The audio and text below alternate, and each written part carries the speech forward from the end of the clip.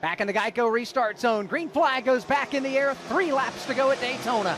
Chase Elliott tries to get away. Jimmy Johnson's going to follow him on the inside lane, trying to take second away. Denny Hamlin did not get a good start alongside the leader, Chase Elliott. He'll fall back into that battle for second place with Jimmy Johnson. Elliott away by 2, make it 3 car lengths. Hamlin takes the second spot. Truex all over the back bumper of Jimmy Johnson. Shoves him into the international turn. On the outside, driver's left. Chris Buescher trying to make a bonsai run. He is up and into the top 5 now, but at the front of the pack, it is Chase Elliott by about 4 car lengths. They're beating and banging just outside of the top 4. Here's Chris Buescher on the move to the outside of Martin Truex Jr. Downshifting hard on the brakes. They're wheel to wheel leaning on each other. It's the right-hander, turn 5. Close quarters racing from 5th on back. Truex now will grab the spot, but Buescher is right on his back bumper. You got William Byron there. You've got Clint Boyer. You've got Bubba Wallace there as well as the leaders snake their way through the left-hander, turn number 6, and make their way up onto Speedway 1.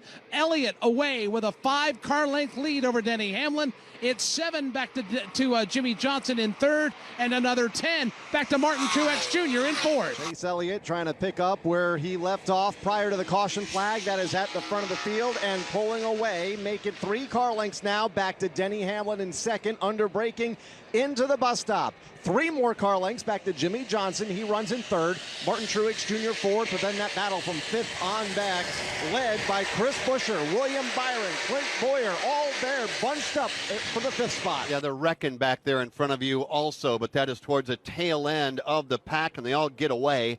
Chase Elliott doing what he was doing prior to the caution flag, but this time Hamlin saying, I'm not going to let you get away. It's the 24-year-old out front, Chase Elliott. Denny Hamlin just 3 car lengths back, 10 back to Jimmy Johnson, 5 more back to Martin Truex Jr. The top 4 have broken away. They are through 1, headed to 2, and as a matter of fact, they're headed to the infield.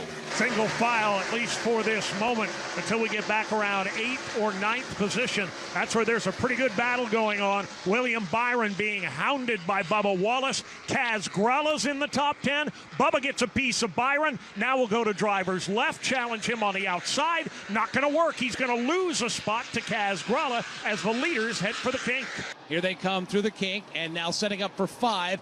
Elliott 4 car lengths over Hamlin. Hamlin, though, is trying to shut it down. He'll break way late coming into the right-hander, and now it's 1 car length in the middle of that very flat corner. Elliott and Hamlin back to the hammer now on the short straightaway, setting up for the left-hander, turn 6. It's Elliott and Hamlin 1 and 2, and Elliott is just flawless coming through 6 and making his way back up onto the banking of Speedway 1. He'll take it halfway up the banking, not arcing the car like he's done in laps past, and Denny Hamlin is not letting him get away. Hamlin will trail him by 3 car lengths off of Speedway 2.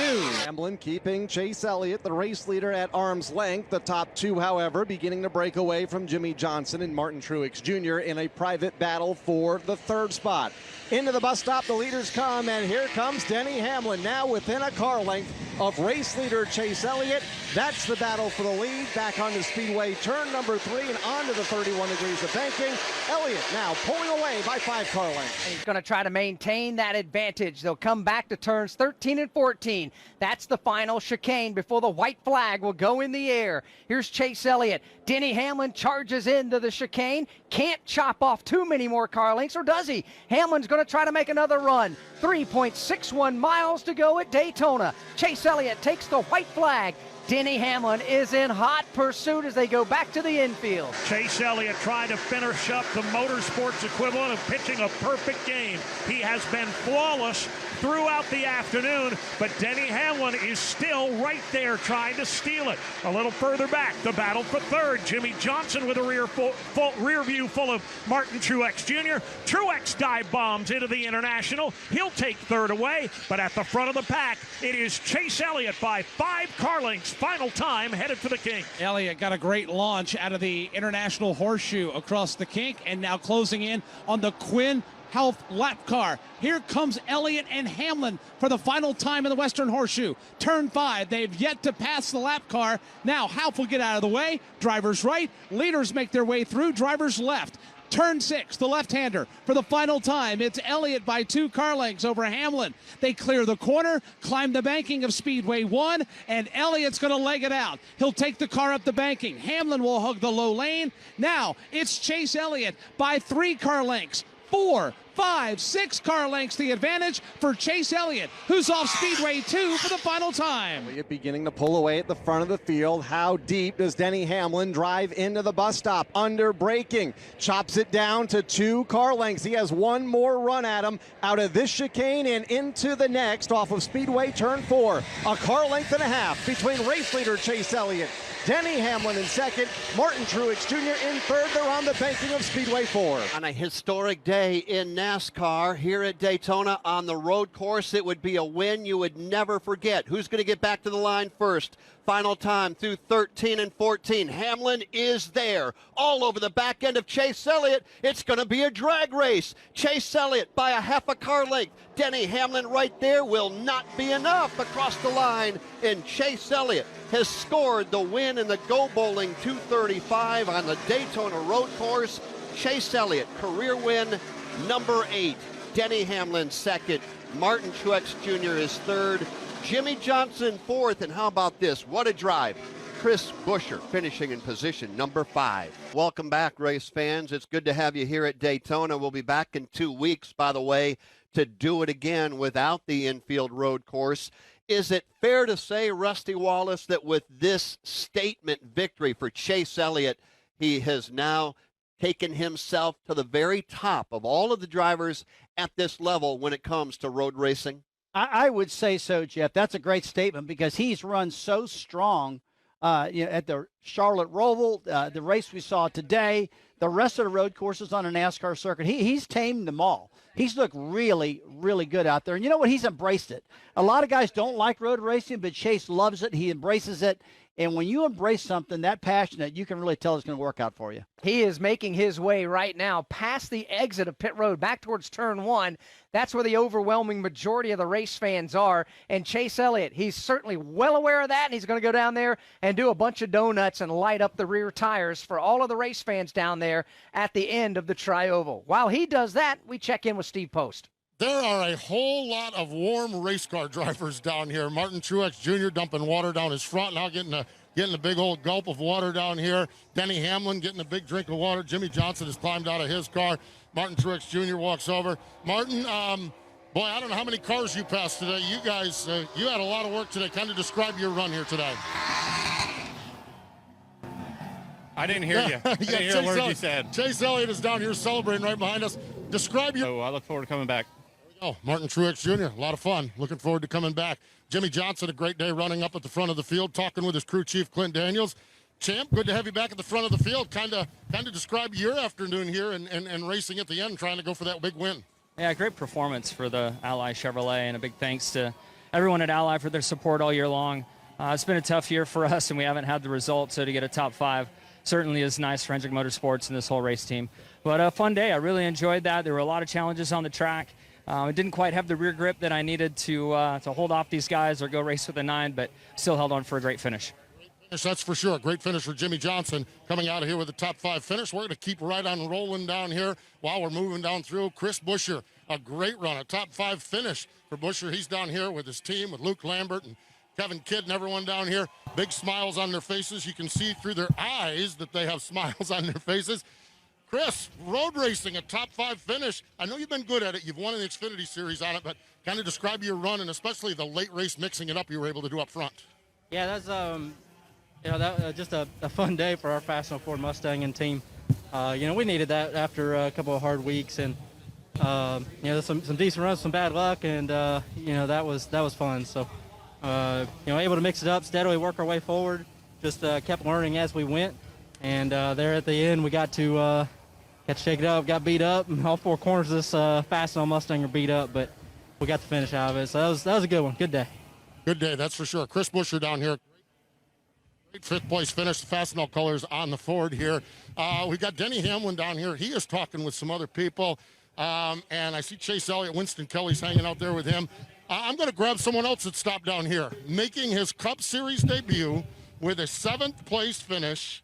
Give a holler. That's what we used to say at the Summer Shootout. Kaz Gralla Congratulations. Tell us about your Cup debut here today, Kaz. Oh my gosh. Well, most of it was a blur. I wish I could tell you more about it, but man, that was a blast. The American Ethanol number 3 Chevy was so good, so much fun to drive. I love these cars. The power was a blast, and I can't believe I finished 7th. I can't even believe that. We started last, and man, I was going to be thrilled with the top 30. What a long way we came throughout that race, and it was so much fun. I'm so proud of everyone at RCR. Austin Dillon, I hope he's better and is able to get back in the car next weekend.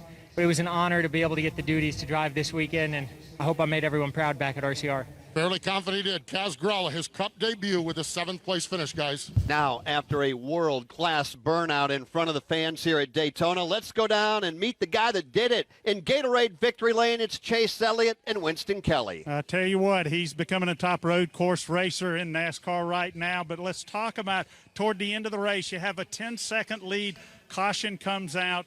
Was there much conversation with Alan Gustafson about coming down pit road before we talk about those last couple of laps? I don't think so. I mean, I think we had kind of made our decision there when we pitted for that last time. So it was, I think whoever was going to win the race was done pitting at that point in time. So just needed to have a good restart, get going, probably use it up a little more than I should have.